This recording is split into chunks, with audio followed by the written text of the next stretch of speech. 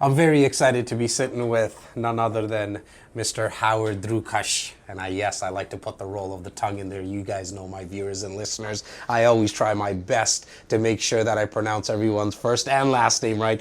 His first name is easy, it's Howard, but he is the co-founder of Right at Home Realty. And if you're outside of the province, this is a brokerage that you definitely need to do some digging on, because it's not a small outfit. It actually has a little over 5,600 agents. That's something that is really amazing. We're going to be speaking about just all things business and entrepreneurship, but Howard's been doing the real estate business for a very long time as a co-founder of a real estate brokerage. But I thought it would be amazing just to have Howard on to speak about like all these things in the media that we hear about the bubble bursting and you know that there's not a lot of inventory, what's going on with interest rates. This man's seen it all. He has seen it all. Howard, thank you so much for joining me today. Okay, so let's talk about how we know each other. Okay. I met Jazz online in an app called Clubhouse, and right away we connected. A lot of the people on that, as we know, are American and Yes. some Canadian. Yes. And then we find out we're both in the same city, and we're basically on the same street, just about I'll say what is it, like away. 3-minute drive? Right. Yeah. And so I followed what you've done, and you followed what I did, and then we connected about doing what I guess we'll be calling a two-part series, because I'm going to be your guest, and you're going to come into our studio and be our guest. So just like you, I have a podcast, but not as long into it as you've been, and a little bit different. How long has it been now? We started. The whole idea was I retired the end of 2020 from being involved with Right at Home Realty. I'm still on the board, but not management. And I was looking for something to do, because you'll see when you get there, the biggest fear, although you got so much going on, you'll never have this. For a lot of people, the biggest fear is, I'm going to retire, what am I going to do? So Adam Price, who I knew had been at the company, had built a podcast studio. And he said to me, do you want to be the host? And I thought, yeah, okay, I know the business, so it was a good transition. So we started in the beginning of 2021, and How are you liking it? God, I love it. And you get this the same as I do.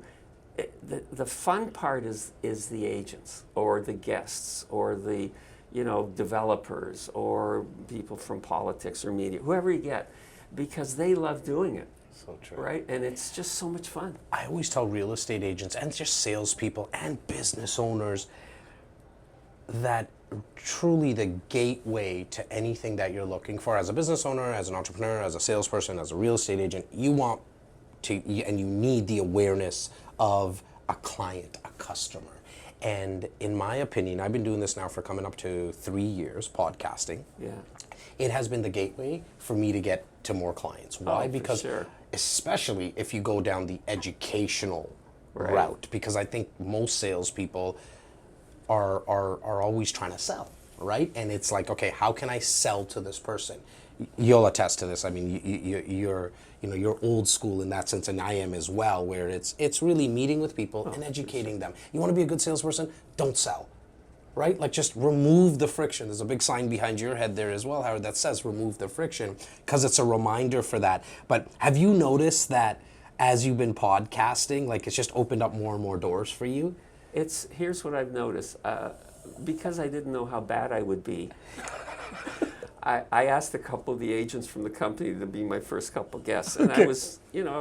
and Adam said you'll get looser as it goes on, and I was a little uptight, and we got a script, and I wasn't great, but and we've done 36 episodes. Oh, wow. Congratulations. Thanks. Most people don't make it past their first 7 episodes. On Really? iTunes right now, the statistic is that 80% of people who start a podcast don't Really? get past their first 10 episodes. 80%. Well, the secret for me is my wife said don't come home. Oh, got it. Every day. She's a little tired of That's it. how Makes I got sense. to this. Makes perfect sense. Yeah.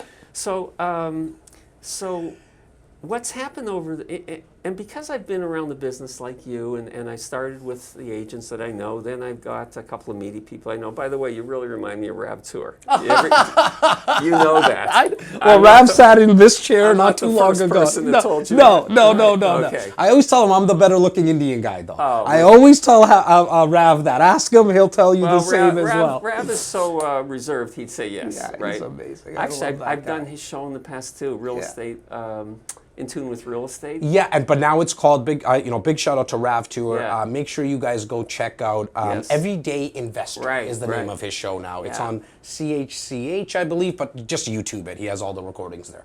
And you know, just to talk about our mutual friends. So when we started the company, my late partner, Arthur Bartram, and I were invited to go. And after a couple shows, Arthur said, you go, I don't want to do it anymore. So I was the one that went to see Rav. And then I got really comfortable because, you know, he doesn't ambush his guests, nor do you, right? So when you're on the show, you're comfortable. Like I came here knowing it would be a good show, and when I used to do his. But the fun part for me, one day he couldn't make it, so I became the host. Of Rav show? Yes. Oh, interesting. And it was fun, and anyway, and then I forget what happened, but we kind of parted ways. But he did do my podcast as a favor to me. Yeah. And then I have had developers, you know, and I'll tell you what was I think one of the biggest impressive wins for us is we've had Bob Goldberg, who is the CEO of NAR. He was our last guest. Now, this is what always amazes me. The number of agents that he oversees, 1,500,020. For our Canadians friends, NAR is the National Association of Realtors in the States there. How many? 1,520,000. Wow. Right. A nicest guy, just like you, fun to have on the podcast. So to answer your question, the credibility has happened as the guests get better, and you know that too when you started, right? Like, look, you can get anybody you want, and I appreciate being on the show because I know you've got a great podcast. Yeah, but I think, it really is a testament to my team first and foremost, but to someone like yourself, I mean, again, I said it earlier in the intro as well. This gentleman has been in this industry for coming up to 35 years now, you know, and you just have so much knowledge from a real estate agent's perspective. Right. But 50%, 60% of my viewers and listeners are real estate purchasers, mostly made up of investors. Okay. So you've seen what's happened to our city in Toronto, right? Like, I mean, back when you started in the late 80s and the early 90s, I mean, there was some that, interest rates were a lot higher. But you've heard all the rhetoric before, right? And that's why I wanted to have you on as a guest. Sure. Listen, and I'm happy to share my experience.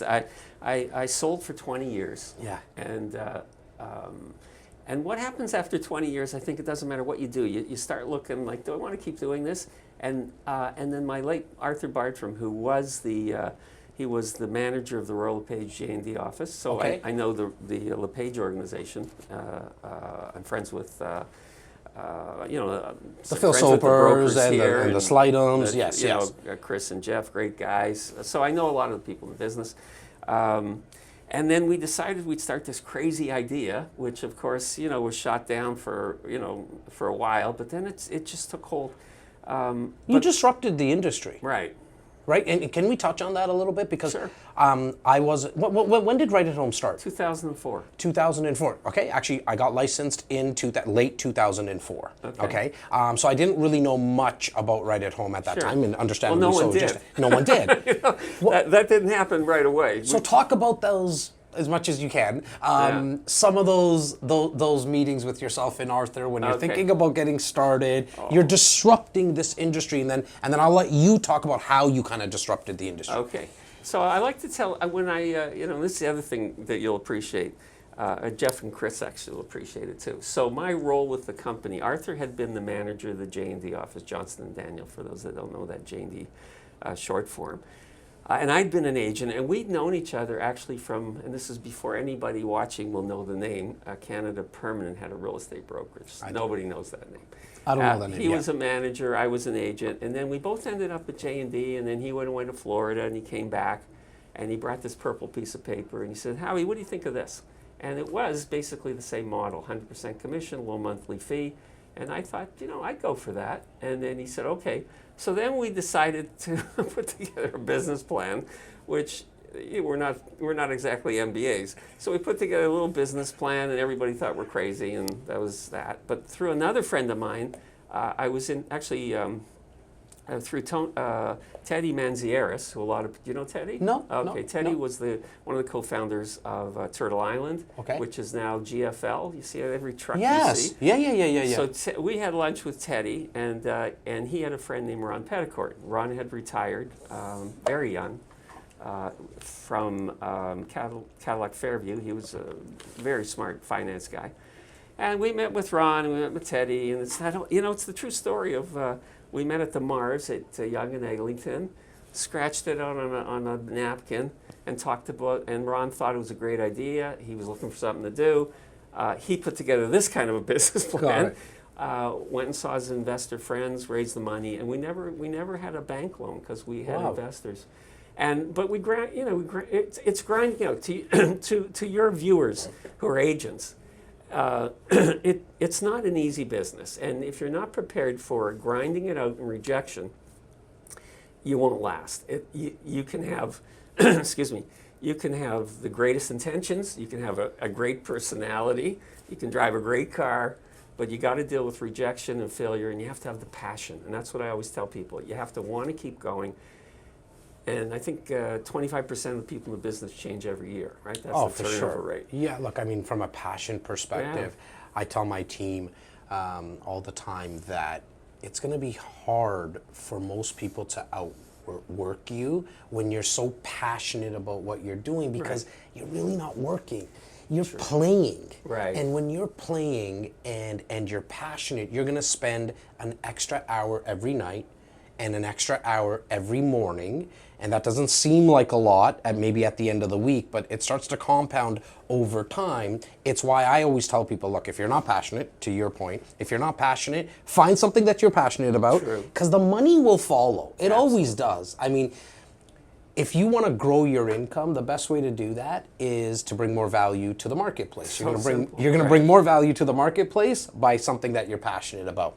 Going back to what you guys did was, why did you find that there was what gap did you find in terms of going towards this $100 a month and no deal fee? I know there's been some changes to it. Can you talk a little bit about that? Sure. It was a really simple idea.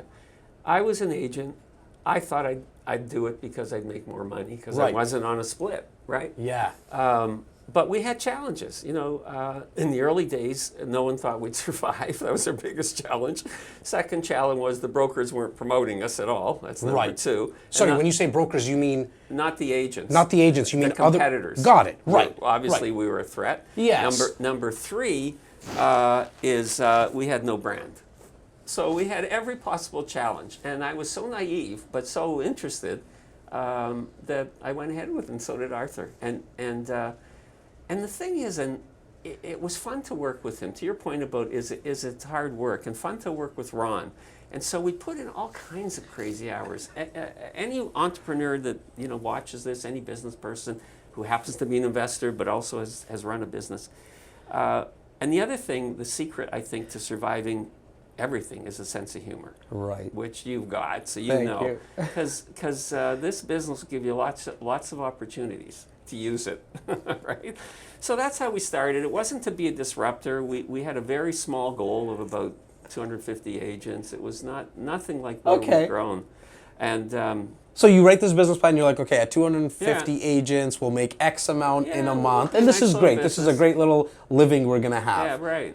Well, it grew a lot more than 250 agents. How did that happen? It happened thanks to Ron Petticourt. Arthur and I were terrific at the business of recruiting, at the business of knowing real estate. He'd managed for 30 years. I sold for 20. That's the other thing about success. Move into something you know, right? Not to, you can start something you don't know, but things are changing so fast now, technology, everything. So we both knew the real estate business very well. I like that because you were scratching your own itch, right? Yeah. You were scratching your own itch. You knew the business. Right. Why not just make changes in the business that you're in. There's tons of opportunities. Exactly. Myself and my business partner in the media company that I started, Right. it was literally scratching our own itch because we knew real estate agents needed help Sure. with producing and editing and posting content. It was actually just right in front of us. We didn't see it until we started to actually look for it, right? Yeah, I think that's sort of the nice thing about success sometimes is you don't know, but you're doing what you think makes sense. And that was kind of what we were doing. It made sense. Now, when I was selling, and this is, you know this as well, about what kind of people are in real estate. Well, there are agents that will go to a client's house in a t-shirt because the client's looking for someone who wears a t-shirt. There are agents that dress in a suit, and there are clients looking for someone in a suit. So there's so many opportunities, and there's so many different clients, and there's so many different agents. We thought, we'll just get the agents that want this. We didn't think we were going to take every agent. So we found that there was a market for what we were creating, and because of that, and then the years, honestly, Jazz, the years just shot by. I retired after 16 years. But you'll see in your own career. Yeah, no, I mean, I've been doing this for 17 years on my end, right? So yeah, you blink and it's like, where the heck did all that And come how fast has the business changed? Oh my God. Right? I mean, you've seen it more than I have. Yeah, but think about technology.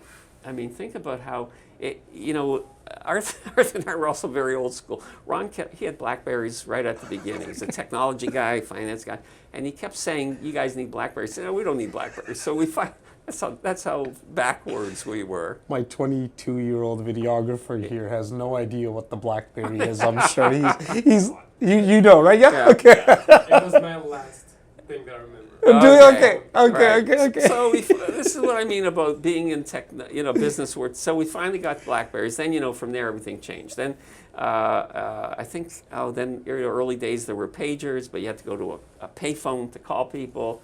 Then the BlackBerry changed that. Then Do you know what a pager is? Okay, there you go. So us in everybody really had one, but right. Well, agents particularly. Agents, we needed it. So you know how we text message each other now? We used to get pages. We used to have a pager. It was like they started this big. Can we put the camera on him? No, he speaks. They hear him in the back, but then it got to like this size of a pager. And what happened is you would go and send a message. You would dial a number and send a message saying, "Call me." And then we didn't have cell phones, so we would go to a payphone, put in a quarter, and then you'd call the person. This was in the 80s. And early 90s, Yeah. mid 90s. Yeah. Pagers were still very, very prevalent. In fact, in the real estate business, I still call agents sometimes and say, "Can you page the agent for me?" Yeah, sure, because that's the technology. The call centers use the same technology. Yes, yeah. In fact, I remember this. You'll also relate to. I remember that the cell phones were in a suitcase, the early ones, and they weighed more than you. I mean, the things were like 30, 40 pounds. You'd be carrying, bang the cell phone down. Well, I mean, even like listings. Oh, it was God. not on the internet, right? No. We had pages. Little and books. I only heard about these stories because Yeah. when I got it in 2004, Yeah. I mean, MLS was very Right. prevalent in that sense. But I mean, you go back to that time, and I mentioned that, Howard, because you've also been able to transition. You didn't stay in like, oh my God. I think a lot of people did, especially in the real estate business, Great where it's point. like, oh my God, there's this internet thing now that buyers are going to be able to get all the information. And most people got scared, I think, that, okay, as a real estate agent, I'm no longer the gatekeeper of the God, there information. was a lot of fighting on that one, wasn't Right? there? Yeah. I'm sure. Well, and how have you always just kind of stayed up to date with this kind of I stuff? think we, myself and Arthur and Ron, I think we just felt that, the more you give to the consumer, the better. It's nothing too sophisticated, right? And that's how we stayed up with things. We didn't fight it. It obviously, whether it's Realtor.com, Realtor.ca, well, again, I can reference my own career in real estate. When I was selling, and I had a buyer client, well, first off, you go to the office, you had to get these books. Now, a lot of people would hog them. I won't use names. Was there only like 2-3 books in the whole office? Well, there was a book per disc, C1, C2. So if they had a client, they had the book at their desk, you had to wait. Can you imagine how nuts this was? This is how we found out how many homes were for sale and which condos and stuff. Yeah, exactly. It was the precursor to the MLS system online. It was still MLS, but it was printed, and they deliver these packages of printed listings. So, and then the client, you were expected to inspect. So then you'd have to go out and look at the houses you thought would suit them and eliminate the ones they don't. And then you would take them out. So it was very time consuming. What happens today? Tell your audience how people do it. Oh my God! I mean, look. There's a new technology in our MLS that's called collaboration, where you essentially give access to your MLS. You're not giving the passwords or anything of that sort, but you're setting up a search and reverse engineering exactly what the client is looking for. They get to see it in their pajamas at any day, at any time of the day, and when they're ready, now they'll call you. It's so much more effective. Right. It actually takes off a lot of the legwork up front. I personally think, though, where real estate agents make the mistake is that they're still not educating their clients enough because they're trying to hold on to the information still, Okay. right? What's your thoughts around that, though, Howard? Like, I mean, I know you're not, only a year ago have you retired, but you still know what a lot of agents are doing right or not doing right. What's kind of Again, I think that, and this was an earlier point you made, you get paid for adding value. Period. You get paid for adding value. So if you're not adding value more than the other 60,000 agents or whatever, 72,000. 72,000. Okay, if you're not adding value, you're not going to be their agent. And that's where people lose. They don't teach the other thing they don't teach the importance of, I think, when you're getting licensed is how emotional this business is. Oh. Let me turn it back to you, Yeah. Jazz. When you're sitting with, and you're not doing it in the same way now because it's emails, offers back and forth, but when you're dealing with clients, buyers, or sellers making, in most cases, the biggest decision of their life, it's emotional, right? Very. Very. And when you have a couple, and there's two partners, I mean, you're dealing with two sets of emotions, and sometimes they're not even on the same page. Right. And that's the thing you don't learn in school. It's really fun for me to talk to you because a lot of times I've been the host.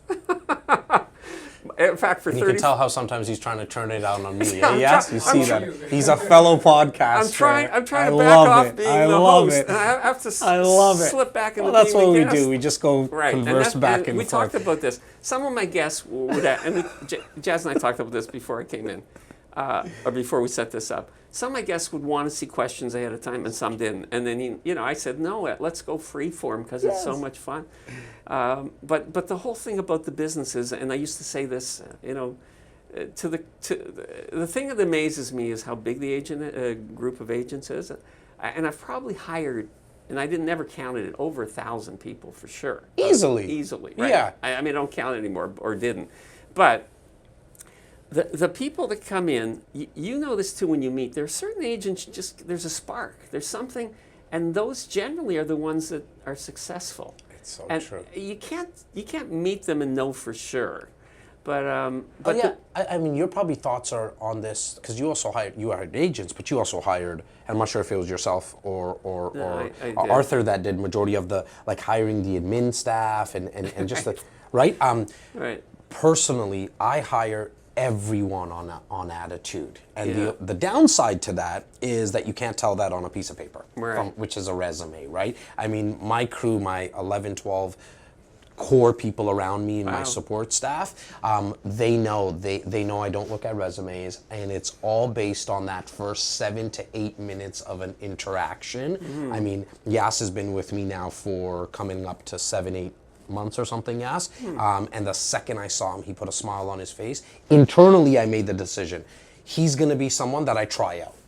Not somebody that's going to be with me for the rest of my life. I mean, I was right, but I've been wrong with this as well. Where I said I'm gonna hire him on attitude because the skill is somewhat a commodity now, right? Like we can learn how to hold these cameras. He does a great job, but the truth is I can get somebody else to hold the cameras. But his Did you passion, hear that? right? Like he understands. They've heard me say this, and my viewers and listeners have as well. Where The attitude, though, that he Right. brings to the table, that's not a commodity. I can't find that on a regular basis from people. And so, my business partner in my real estate company, big shout out to Simos, who manages and brings on agents. We're at 54 agents now. It's all based on what's their attitude. What's their attitude? Yeah, I've sold a lot and this and that, and it's like, okay, great, but if you're an ass, you're not going to last here. Not only that, they'll poison the rest of your group. Oh, I love that. Elaborate a little bit more on that, Howard, because I speak about that, but I want my viewers and listeners to hear it from someone else. You just need one bad apple. When I started the company, Arthur was the broker, and in the beginning we would meet both. This is so funny now looking back. We had nothing to do, so we both met with someone, and we do a 2-part recruiting effort. Then, as we got bigger, because he'd managed, he stayed. As we opened branch offices, I would go and I'd hire the branch administrators. After he passed away, we had someone else there. I didn't want to take on that role, and then that person left. Then I became broker of record and president for 3.5 years. So I did all of those things: hired, fired, did all those things. But while you're talking about hiring your staff, I was thinking about Gary Vaynerchuk. Yes. And Gary has said in a lot of his recent podcasts how important intuition is, and how valued it is, and how that's going to change. You listen to him, right? 100%. Right. I mean, I had him on the podcast. you I have a did. couple of his books that he I thought you did. autographed. Great guy. Yeah. Yeah. So I think that is a skill, and not everybody's got it. I don't know if you call it emotional intelligence, but I think that's what it is. Is it? Yeah. I think it is that whole EQ, right? I'm not afraid to say it. I don't have a high IQ. I've never been tested or anything. I just know, like, intuitively, I know that I'm winning on my EQ. Let's put it this way. This is a paraphrase of what Ron said, and it goes back to before when there used to be deposit slips at banks. Yeah. There's no deposit. There was no line on a deposit slip that says EQ. That's so Right? true. His dad told him there's no line on a deposit slip that says, I think he said, pride. Yeah. Right? Yeah. Yeah. But yeah, I think those are things that have changed in business in general. And going back to those days with the pagers, the only people that had pagers were doctors and real estate agents. So So you were either one or the other if you had one, but The not both. the one thing that the real estate agents didn't take from the doctors is not putting their pictures on the business cards Right, and making right. Oh, yeah, that's that's a been there. different talk and a different podcast. Quickly, want to go back to something that you said about Ron. You said he really pushed the envelope in terms of going from that 250, 300, 400 agents and Right. getting it to the thousands. What was that one thing? Because I'm very curious. Like I'm like Curious George in that Great sense. strategic. Okay. Great understanding of finance. Fun to be with. I would go to meetings with him when sometimes we're in the early days. We consider mergers and acquisitions with other brokers, or they'd call us, and he's just really just smart, in a way that Arthur and I weren't. So, and he said, and it's funny, I remember a lot of things from our meetings. I still stay in touch with him, but not like when I was involved with the company actively. But he'd say, if you leave anything out of a soup, it doesn't taste the same. And that's a bit about and I'm sure if you think about your group of agents, or your group with your podcast business, if one of those people wasn't there, it would never work the same way. So true. Right. That is so true. So he just provided relationships with other people. We didn't have great relationships with very, very successful business people. Yeah, I think it's important. Yeah. I think it's important for somebody to catch on what I think you and Arthur did very, very well. You knew where your weaknesses were. Oh yeah, right. I think that's. I mean, I'm not overstepping my boundaries by saying that, right? I think you've got to know where Right. you have to. There's different schools of thought on this. Some Yeah. people think you have to get better at what you're not good at. Yeah. That's not my school. My school, if you're really good at something, just focus I love on that one I thing. love that, Arthur. Sorry, Howard, Yeah, because it's okay. Everybody used to do that to no, me. It's yeah, been no, a because long we were just saying Arthur's name a lot. Oh, it's okay. I used to Yeah. go out in public. And They tell called me people- Arthur. I go out and tell people I'm Rav. With what you just said, wow, does that resonate with me so much? Like, Yeah. I tell people, fuck your weaknesses, okay? Sure. And go all in on your strengths. And- Because the day I personally went, I used to like not tell people that I was born and raised in Rexdale. Didn't lie when people asked me, but I just never mentioned it to people. Very cool. Oh, thank you. Yeah. I didn't tell people that I suck at spelling. I Yeah. didn't tell people that I have a low IQ. I just kept everything under wraps. I just didn't say much about it. Yeah. And just I made sure I only stayed into conversations that I felt confident in, right? But that was my weakness. And I was trying to hide it. And what I decided to do is go all in on the strength, which is, look, I'm very passionate Yeah. about sales and business Right. and people first and foremost. It's why there's so many people. I mean, you came in here, there's someone who greets you, there's Yeah. another 8, 9 people outside, right? Nice sign welcoming me. Just a small Unless little... there was another Howard at 10:30. No, there was not another. That was you. That was okay. you, obviously, at 10:30. And once I decided that I'm going to go all in on my strengths, which is energy and passion and people, I found others who filled the gaps of my weaknesses. So cool. Right? I just kind of put people around me. So when you said that, I needed to make sure that everybody caught that, because there is a $1 trillion industry. Nothing wrong with it. I'm not knocking anyone's business model. I'm not knocking anybody else. But it's a $1 trillion industry in the bookstore, which is the self-help. Right? And a lot of my books here are around from that Yeah, from I that noticed- section. I noticed some of them, yeah. I'm sure you've read Good some of to them. Great, Tony Robbins. Yeah, right. Not that there's anything wrong with it, as I mentioned. However, a lot of it is to help you fix things that are wrong with you. But why are we focusing on that? There's a you bring some type of uniqueness, like, because Yas is in the room with us right now. I mean, Yas's strengths is the fact that he can visualize how a video should go. Yeah. I don't think he should be worrying about his math grade right now, like if he was in school, for example. Because How was your math grade? I don't think, my favorite hockey player of all time is Mario Lemieux, Right. and now Sidney Crosby. I'm a massive Pittsburgh Penguin Yeah. fan, Oh. and I don't think they cared too much about their science grade. I don't think, Kobe Bryant, rest in peace, cared too much about his history class. Now, he was an avid reader as well, and that really helped his next venture after basketball. But what they did is went all in on their strengths. They were 6'7", 6'6", and they could jump really high, they could skate really fast. And so for anybody who's watching or listening right now, please, start focusing and going all in on your strengths. The world will open up for you, because we're all waiting for that uniqueness, right? I think if there's a takeaway, that's the one I would do if I was a viewer. I'll tell you how I learned my strengths. When I started in the business, my wife and I started at the same time, and we were licensed at the same time, started, and we had to figure out who was good at what. And I was, she always said, you'll talk to everybody. And I like talking to people, so like you, I'm sure. So I ended up being the person that would prospect. I would prospect for sale by owners, expired. That's all I did, all day, all I did. Once we got a listing, she would come out with me, or she'd come out on listing presentations, and then she would do the paperwork. When there were offers to be done, she did the offers. All I did, and because that's all I did, I got better at it. And to your point, if you're good at prospecting, don't spend all your time learning things that you could have someone else help you with, right? Like you have this team. So I continued, and I always talk about my real estate career this way. When I was an agent, I prospected for listings, because in those days, and to this day still, listings are really important, although people... List to last, right? Right. Then when I was a part of Right at Home Realty, I prospected for agents. And so the same skill set, nothing changed. Then when I started my podcast, prospect for guests. So I've never had to learn anything new in 35 years. And look, you just surround yourself with people who can hold cameras and all that kind of exactly. stuff, and put it out on the YouTubes of the world and all that.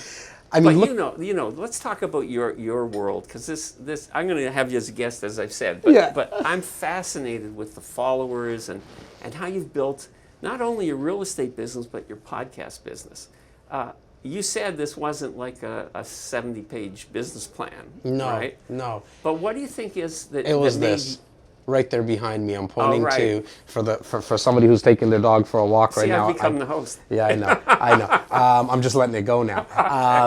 I pointed to a sign in our studio here that says "Ready, Fire, Aim" Right. because it's a reminder for myself, but also the crew around me that pull the trigger as often as you possibly can, and just adjust along the way, because I've seen too many people get stuck in paralysis by analysis and never really pull the trigger. Right. And the quality in anything, in my opinion, does come out of the quantity, right? When we talk about content, push out more content, it starts the feedback loop. Absolutely. People are going to tell you, okay, this resonated with me, and this didn't resonate with me, so in my opinion, do more of what resonated with people, but also do more of what you actually liked. But that in itself is the feedback loop. So for me, I realized I love podcasting.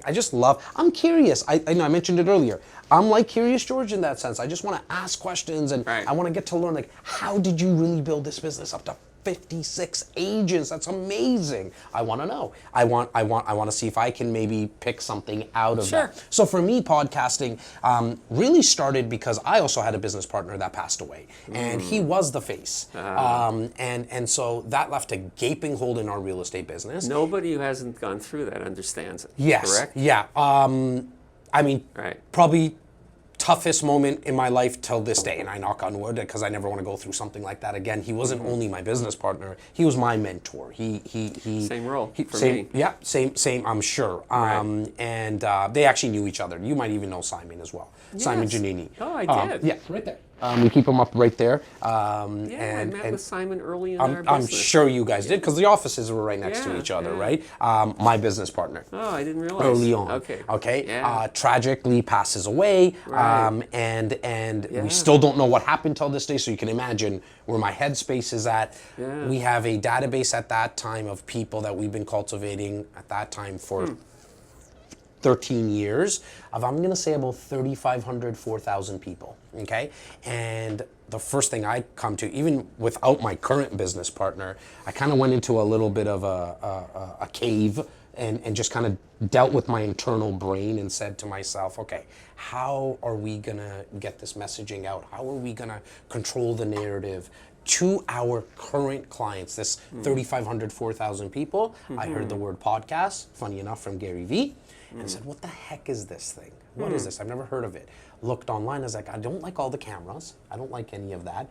But I do like the fact that you can just speak into a mic and you don't have to have cameras at that time. Like, Sure. that wasn't something I was looking into doing. Being in sales and service for 27 years, Yeah. at that time 24 years, I was like, okay, nobody's ever told me that they don't like the sound of my voice.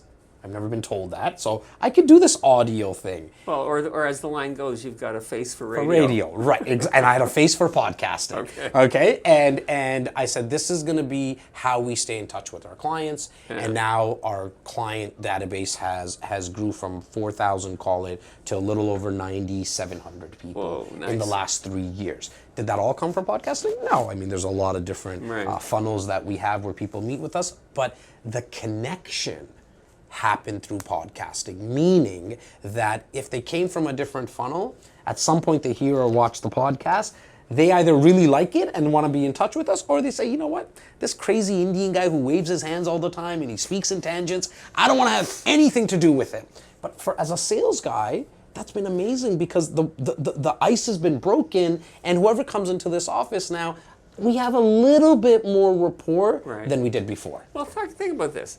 Jazz, did you ever think I have to act or be a certain way? No. No. Isn't that the most beautiful thing about what you do? You can just be yourself. Yeah. I mean, when I was involved with Right at Home Realty and I was president, and there was a role, and not that I was much different, but I had a lot of responsibility. So when I started the podcast, what I started to realize is, just like I'm sitting with you, I can be myself. I don't have to deal with the same issues. But I want to jump back to one thing you said about Gary Vee and about content. And I listened to him a lot because of a very successful guy. If nobody's heard of Gary Vaynerchuk. You're living under a rock, I Right, think. right. At this point right now, I mean, he went from 750,000 people that I've been watching him, and I'm just talking Yeah. about I am talking about a vanity number, because I think those are vanity numbers, but you Yeah. can see the community that he built. from 750,000 people 4 years ago to 9.8 million. I mean, he has some value. Say no more. He has some value. But the point on content to your viewers and listeners is this was something I got sort of stuck in. Like, I thought, okay, the podcast has to be, we're all kind of perfectionists, right, and to some degree. And what I did, not just the podcast, but my social media, and he said, don't get hung up on that, just get it out. And that's really important, right? Because you can spend hours making it perfect or just do more social media. And that I think is important to know. I mean, Howard, if I tell you the amount of conversations I had with my staff, each and every one of them, and I'm talking about the videographers and the editors, including Yas, and the others that I have. Yeah. And I said to them, guys, this is a game of speed. Right. We are going to get content out. Now, I understand where they're coming from because this is their art. Yeah. When they have these cameras on, Yas is going to go back and he's going to put stuff together. He's going to make us look great. However, in that time that they're taking to make the perfect piece, that at the end of the day, that is very subjective. Right. Because perfect to you, perfect to me, perfect to him are Exactly right. totally different. We could put out 3 pieces in that same period, and then we get the feedback. Yeah. Right? We get we get one person who can possibly share this video. Exactly Right? right. So now we got to a place where we do 20 pieces of content a day. Oh my. On all the platforms. Wow. On all the platforms. Wow. Right? And the reason we do that is because we don't know which person is watching on which platform and which type of content. What do I mean by type of content? Look, there is a lot of people, including myself, that have YouTube on all day, but I'm never watching. Like on this TV right in front of you, 75-inch TV, we'll have a YouTube video on, but we're never watching it, we're listening. But that's how I retain information now. I just picked up a new audiobook that's how I'm going to retain information. I got a 45-minute drive in, 45-minute drive out. Now, I have my business partner in my real estate company, Simos, who loves to spend his time watching the video because that's how he learns. Mm-hmm. Business partner in the media company, Laura, you have to give her a blog. She loves reading. Mm-hmm. It's gonna stick with her, that piece of content, a lot more. Steven, my creative director, you can give him a video, audio, or the written word. It's not going to stick with him unless you give him some type of graphic. Mm-hmm. That's how he resonates with content. Yeah. So I think us as content creators, it's very important to speak to people in different types of mediums. And then when you can actually do video, the nice thing is that you can repurpose that video to audio, to the written word, and to images. And I think the other thing we've tested is which social media, what messages work best on which social media. Now, my social media is a little bit of affirmations, a little bit of humor, a little bit of my daughter's French bulldog and my other daughter's mini Australian shepherd, a little bit about me talking. But this is interesting. On LinkedIn, I would do affirmations for 15 seconds, right? I would do the short ones. And then I'd post a cartoon of an affirmation. Cartoon got 100 views. My affirmation got 15. So I realized I'm not as interesting as a cartoon with the same message. Yep. So I stopped because that's how we were monitoring our success. The other thing that I wanted to do is sort of, to use a business expression, leapfrog. I wanted to leapfrog the viewership. So very fortunately, I contacted Maya Vander, who's on Selling Sunset. She did a podcast. Sean McPeak from Serhant, he did a podcast. Know him. And I know you know all these people. And Kirsten Jacobs from $1 Million Listing New York. Yep. So what that did was give me more viewers because they get viewers. And for anybody thinking of building a podcast, this guy knows all about it. I'm learning. But the key is you want to grow scale. Yep. Right? That's the success. Scale is the success. And you do it, and we all do it differently. Yep. I mean, my guests, I interview them and ask them about their career and their background, and then I ask them about what they're doing in their own careers, and developers. And just like you know, here you're sitting talking to me. We've never met. Face to face. Face to face, Yeah. exactly. We met through a computer. And then Amanda Dahl is another one that I amazing met. person. And I did a clubhouse room, pre-construction room with her. Going to do it again. But, and another one. This is just because it's fun for us to talk about the same people.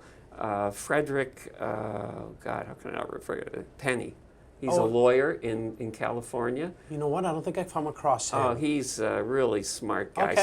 Started with nothing, left the approach of let's go work in a big law firm. Started his own firm, drives a Bentley, has a Phantom plane of his own. He's a very successful lawyer, and he's on. And is he a Clubhouse guy? Clubhouse guy?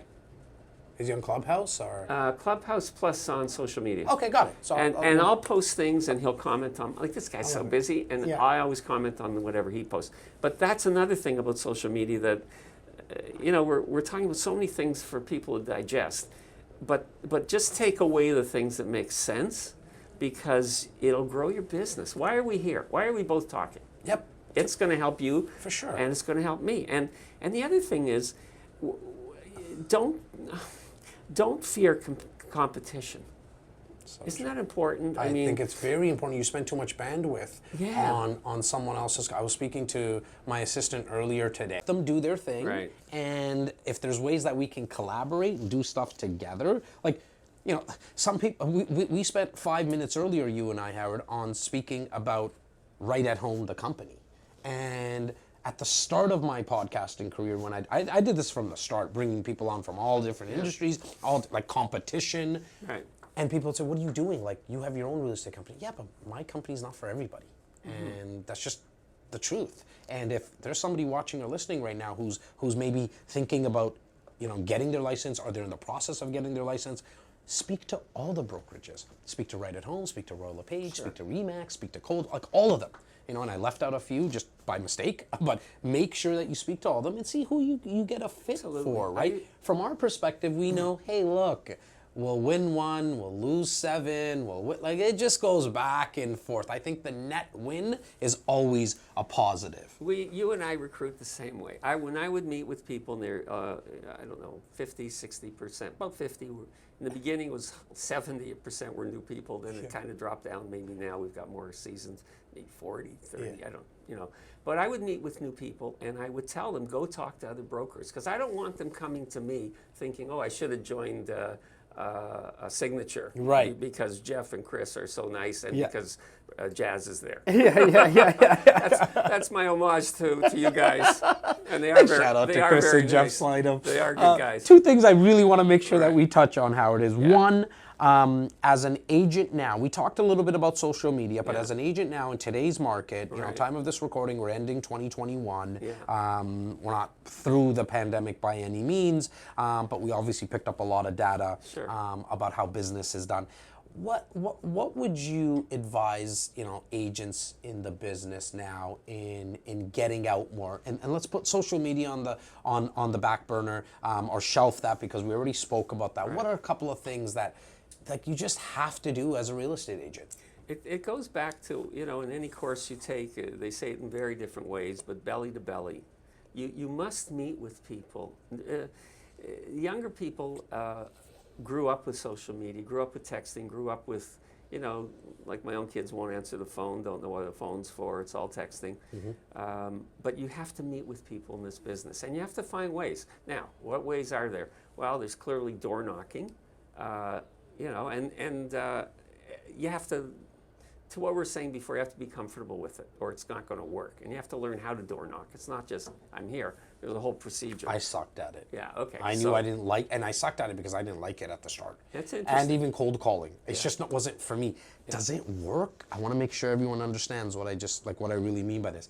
That works very, very, very well for a lot of people, door knocking and cold calling. So if you like that, you got to do it.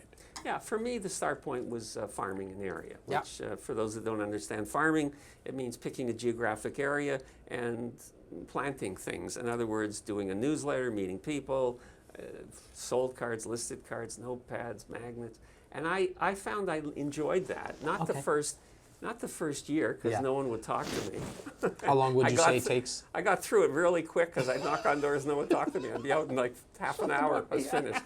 But as I got better known and I got more business, it would take, I couldn't get through it at all because people would stop and talk to me about real estate. And I always tell people consider farming, but to your point, it's not for everybody. And really quickly about farming, how long do you think it takes to start to see some of those seeds? It's like opening a retail store. I would say before it becomes really profitable, 2 years. Good job. Because Yeah, I agree. otherwise you've set up unrealistic expectations. Yes. But then once you've done it, people will stop you and ask you and tell you about things going on in the neighborhood, and they're giving you referrals. But you have to be consistent. You have to do it every single month. You have to do a newsletter every month. Yeah, every time you get a sold or a listed, you have to send cards. Sold, you have to send cards. Open houses, you have to work it like a business. And like you said, working like a business, I mean, you got to do stuff in the community, like pumpkin Right. giveaways. I have a gentleman, Mark Arnstein, who you'll probably know Yeah, I know who he is, from Clubhouse as well. Yeah. Amazing guy. I was on the phone with him 2 weeks ago. Yeah. He did a pumpkin giveaway. I think he had over 750 people who came. Yeah. To, like, I think he did it at a local Starbucks. Yeah. Like, that's amazing, right? So that stuff does still work. And that started with, I took a course from Tom Hopkins, who's one of the early trainers, and Hopkins used to do that. Now, Hopkins did it differently than Mark. He would have a truck and drive through the neighborhood giving them out. Oh, cool. You know. Went to their house. Also very cool. Yeah, Go, you know, different. Go to the client. But any of these things, to your point, don't rely on your computer and your phone. You've got to meet people, and there's lots of ways of doing it, Yeah. right? There's Oh. lots of ways of doing it, right? I took a, I don't know, you know, sometimes you don't remember where you hear these things. Sure. But I took this course somewhere, and this was the trainer's language on how, if you and I met, and I say, hi Jazz, I'm a real estate agent, you go, oh, goodbye, you know, like I'm not Where's my interested. 6-foot pole? Yeah. Right, Yeah. right. But if you and I met and I say, oh, hi Jazz, I'm Howard, what do you do? And then you would say, Right. yeah, podcast real estate agent. Yeah. Or let's say you're not in this business. Let's say I'm a photographer. Yes. All right? Yeah. And then I would answer, well, I bet you wonder what I do. Interesting. Isn't that great? Well, it kind of throws What's the guy people gonna off, say? right? No, Yeah, no. yeah. So And you yeah. might get a couple of people who say, I really don't care. Great. Right. 95% of people are going to say, yeah, okay, that was a good one. That was different. Yeah, Yeah, right. what do you do? Yeah. Yeah. I bet you wonder what I do. Yeah. Yeah. And then you get right into it. Anyway, the language technique. Last thing that's so important in this business is learning. And again, this is so funny because I haven't used this since I was in the recruiting stage. These are the conversations I would have day in and day out. But this is the other thing I tell new people. Now, this is sales. You've done sales. This is specifically for real estate sales. There are only so many possible objections. Mm-hmm. There isn't 5,000. There's only so many. And I would say, if you have more answers to objections than they have objections, you win. Mm-hmm. Isn't that sales? 100%. You know? 100%. And the only thing to add to that, from my perspective, is bring the objections up at the front. Right. Don't hide them. Don't hide them, because most of the time you're thinking in your head, okay, when is Yas going to bring up the fact of commission? When is Yas going to talk about the price and whatever? Like when you're sitting with a seller, right? Right. But just bring that up at the start. Here, guys, this is what I'm thinking in terms of value, that we can be in this range, and in terms of fees, because I'm sure that you have that question. It's X, whatever it is. It could be. It could be 5%, it could be 1%. Just stick to what you say. On the point of fees, Yeah. I would also tell people that you know how new people get very involved in the CMA and they spend Oh, yeah. all kinds of Yeah. attention and in the you know the physical part of the CMA. And I would tell new people that this is what happens when you're actually in the field. You'll knock on the door, they'll open the door, you'll come in, and before you take your hand off the doorknob to follow them, they've asked you what's your fee. Yeah, yeah, so true. It's not about your presentation. It's not.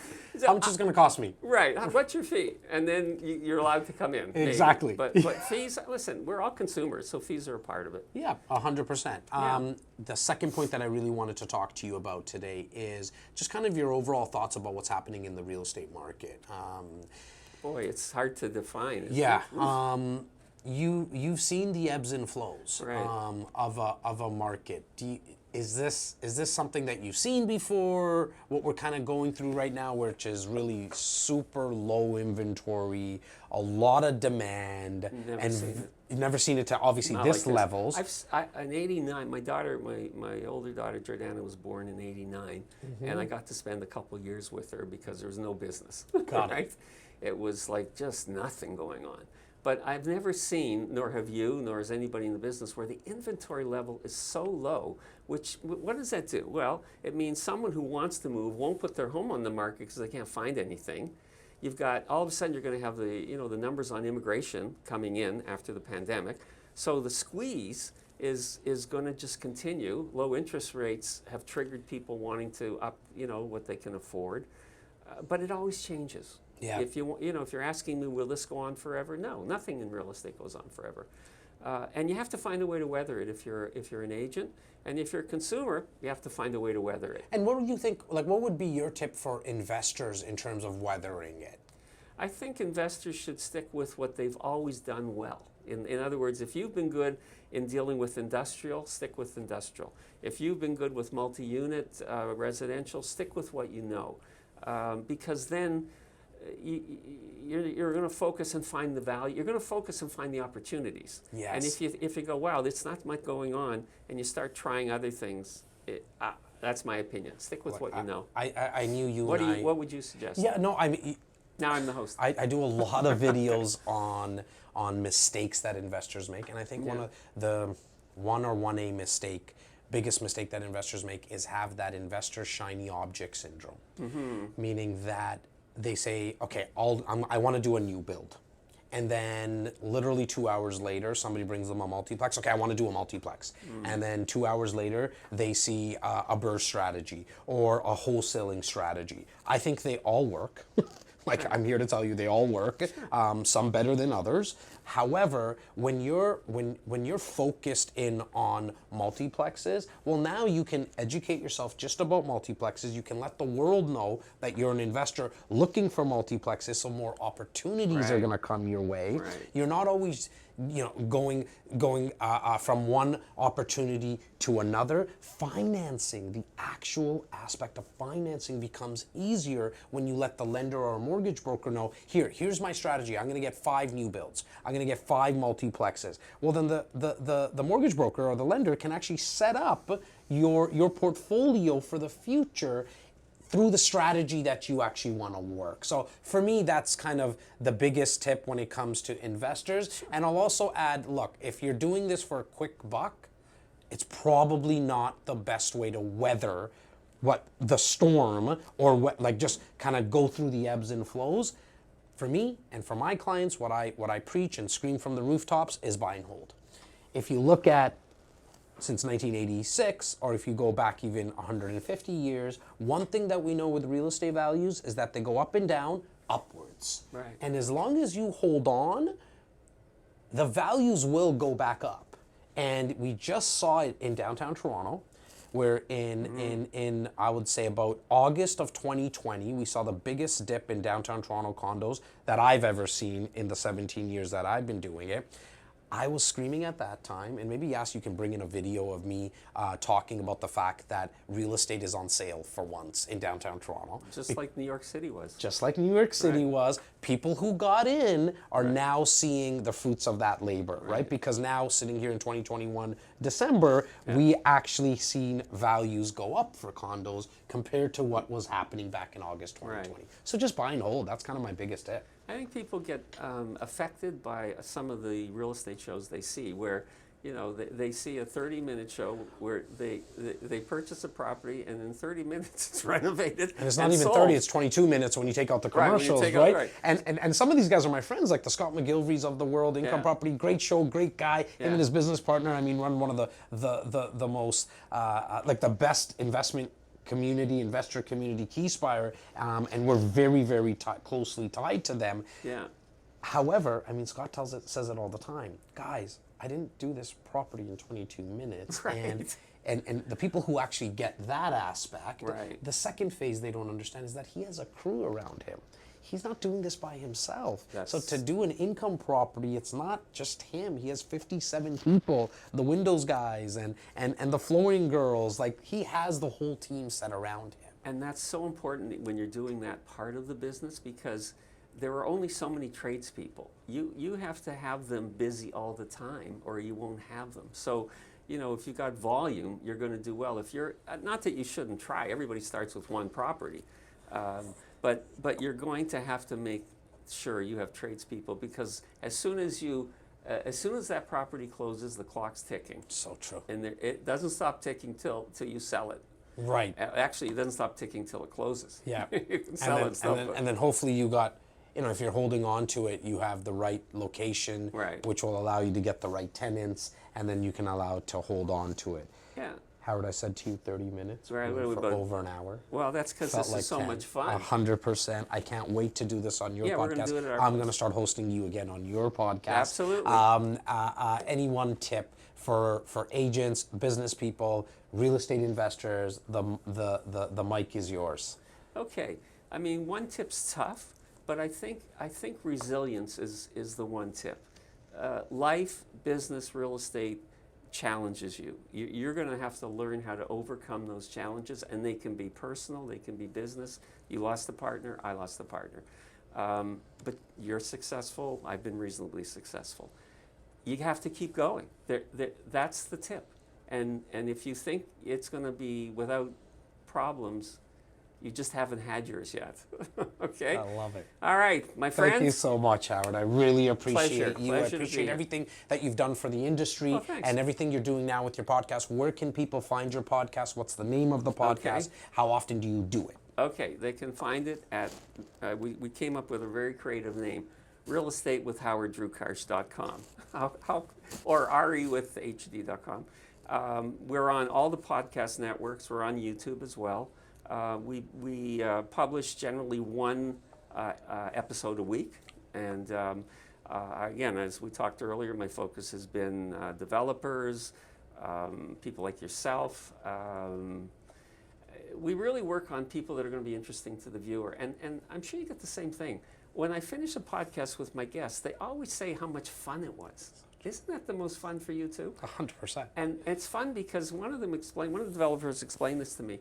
He said, I never get to ask about myself and to talk about my own life or career. And it's fun. And so when Adam and I get together, and Adam is my version of Yaz, because he runs the cameras. I just have to sit down and start talking. Because of the pandemic, we haven't had people in the studio. Well, it's better now. We'll have you in the studio, but we've been doing it by Zoom. So I just sit there and talk, and they talk back. And I guess the whole thing is I would leave resilience as the most I important love it. thing. I love it. Again, thank you so much. Thank Make you. sure, guys, check out the episode descriptions to find Howard's podcast. Go check him out on YouTube. And while you're there, you've heard me say it, my mom loves when you press the subscribe button on my channel. Make sure to do the same for Howard as Doesn't well. Rav Tour say his mom loves his TV show? No. If you're saying says that. you took that from me. Okay. You took that from me. I know how Rav actually generally signs Yeah. off. He says that his wife is waiting for him at home to have dinner, and he's on his way home. Okay, maybe Now I see- remember, because I've done his show a few times All right, now. he changed his way. Thank you so All much, right, Howard. thank you guys. Thank you. Thanks very much, Yaz. Thanks for all the technology.